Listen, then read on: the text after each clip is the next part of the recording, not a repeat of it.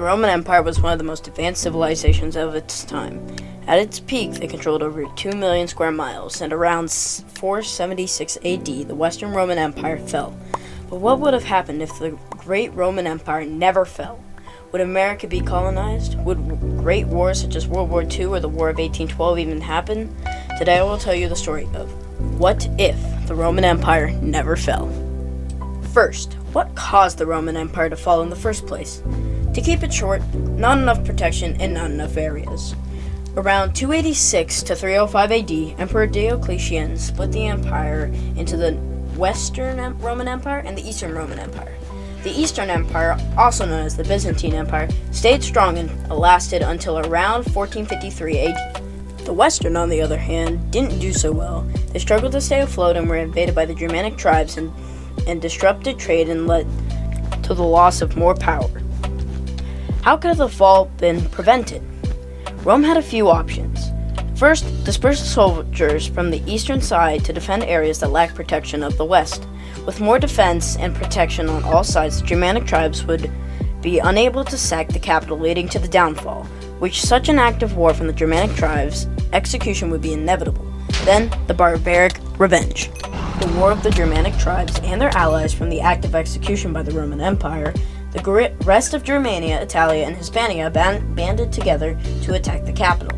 All of Rome united back at the capital, with Emperor Diocletian being captured and ransomed to the other half of Rome. But the price was too high, and co-emperor Maximilian left Diocletian dead. Now Rome had a predicament: one emperor to rule over a massive territory. The now Emperor Maximilian put higher military guards in all of the major provinces that can one day, foreshadowing, attack. Jumping to the Crusades, the Seljuk Turks were much less of a threat, with the Holy Roman Empire spanning. The Holy Roman Empire and the Eastern Orthodox are now one. Jumping to the Crusades, the Seljuk Turks were much less of a threat, with the full Holy Roman Empire and the Eastern Orthodox are now one because of the separation of the Byzantine Empire never happened. When the Seljuk Turks were planning on conquering Constantinople, the Emperor Alexos I ordered his army to attack the Seljuk Turks. The Egyptians, who were one of Rome's greater provinces, flanked the Seljuk Turks, while Mesopotamia and Syria put up a barricade, while Cyprus housed the empire because of its isolation and close proximity to the war for an easy way to order military, while the council guarded the capital. At the capital, people grew impatient and demanded a new revelation. So the council started construction on the aqueducts, which is now modern-day plumbing, which would not be seen in Europe until 1775. And in Britannia, the government and the provinces had artisans make a giant mosaic in present-day London. The people were settled, but the Seljuk Turks were preparing to attack Constantinople. Emperor Alexos I was safe on the island of Cyprus, where he built many structures. Well, let's be honest, he ordered people to build many structures. The people were not happy about the concept projects from Alexos. Riots broke out and the military was instructed to protect the emperor, but famine was occurring from the increase in population from the guards. The people needed a way to store food. Wheat, corn, and potatoes were not an option because of the dry, mountainous geography. Citrus, wine, and olives were a challenge to hold, and animals were dying. So Alexos established an elected person to help order the people to get population of animals back up. That was when one of the first democracies and the president did a good job and made 3 giant bronze wheat harvesters to speed up productions of the fruit and vegetables, and imported animals such as rabbits and chicken to solve the meat problem. While that was going on, the battle for Constantinople was occurring, and Rome was winning.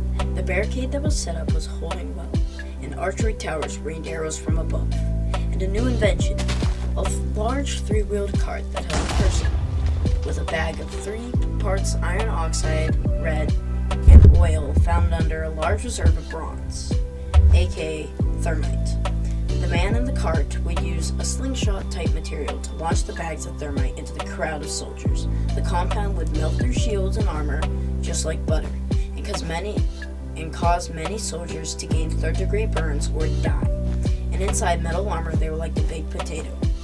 Egypt came from the backside and attacked their archers, and sent some of China's gunpowder in balls and lit them, causing them to explode.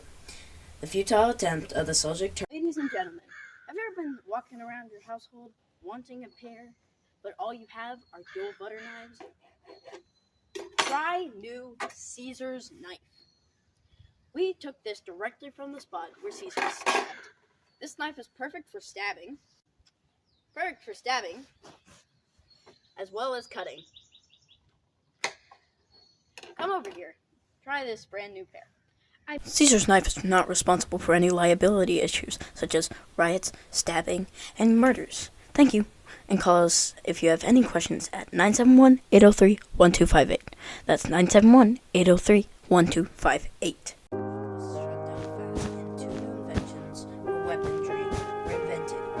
Rome captured the Holy Land, and Christianity stayed a prominent religion throughout history.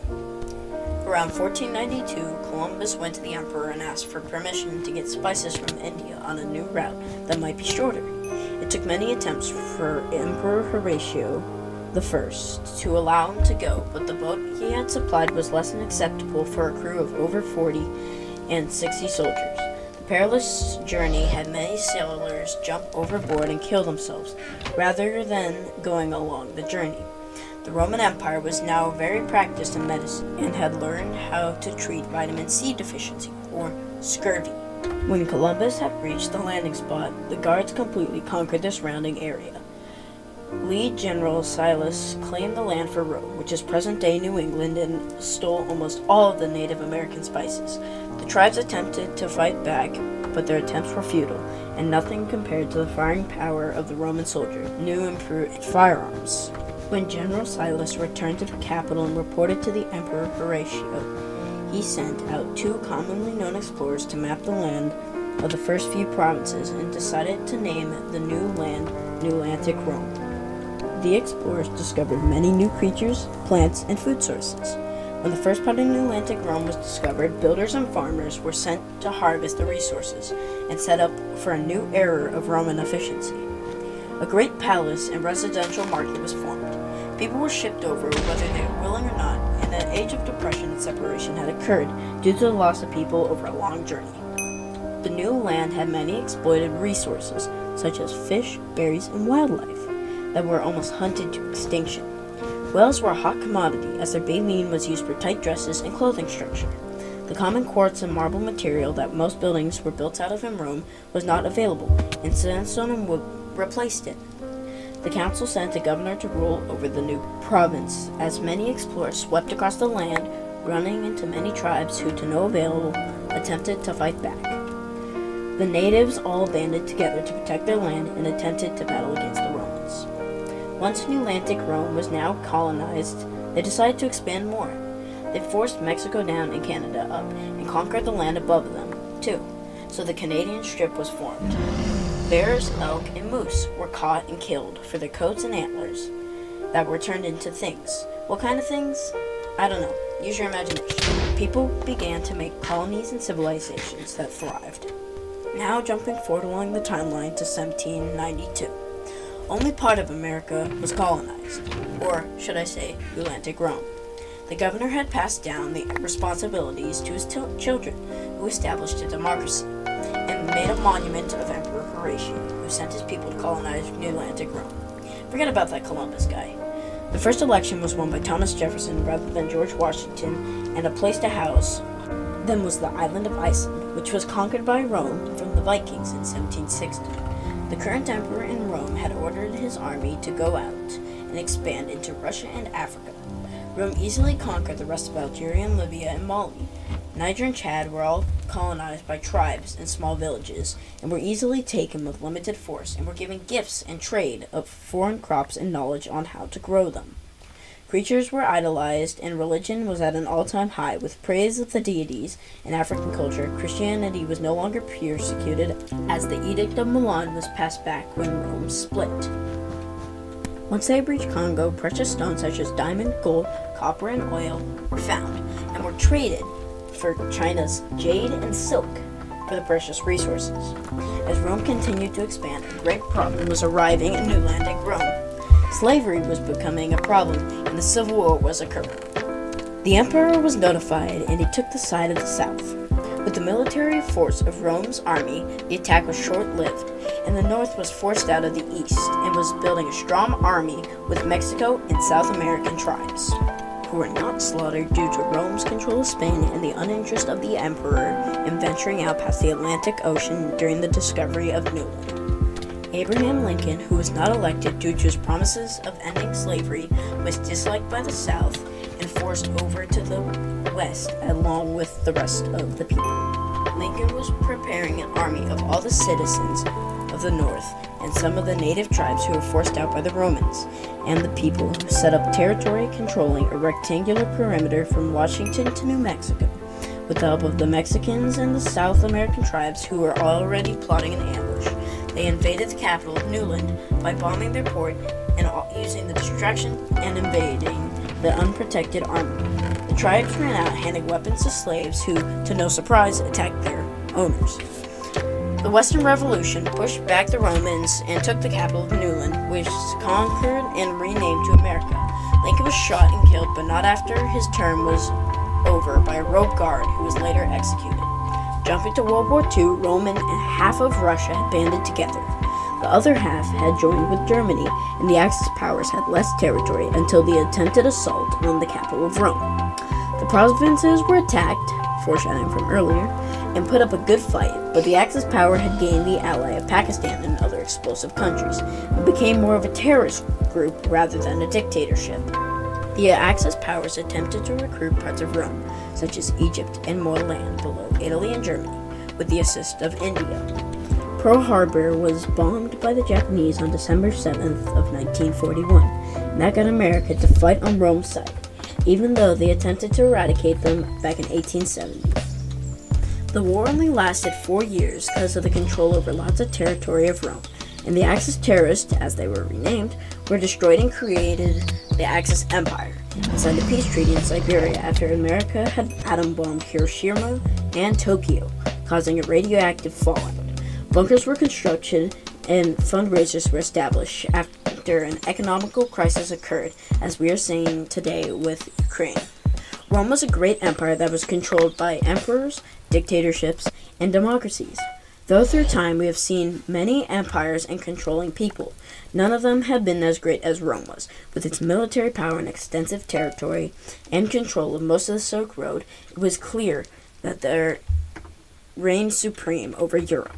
Also, with the colonization of America and Africa, they seemed unstoppable, but slowly they fell apart, and eventually the standard states and countries emerged. What if Rome never fell is a question asked by many theorists, and many books have been written about it. This is just my adaptation of the question. When you get the time, you should take a look at the amazing empire of Rome and answer the question for yourself. What if Rome never fell?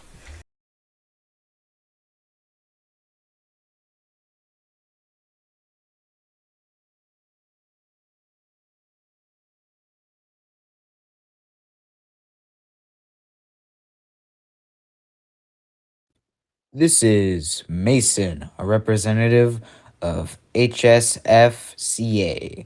High Schoolers for Connor Anderson, here to talk to you about why this assignment should get an A.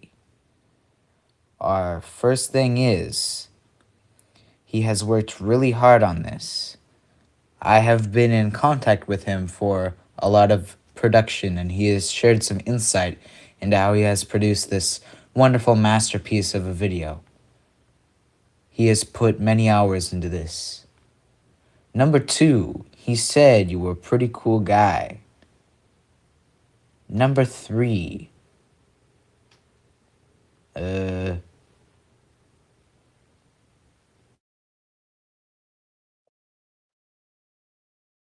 were no weapons of mass destruction in Iraq.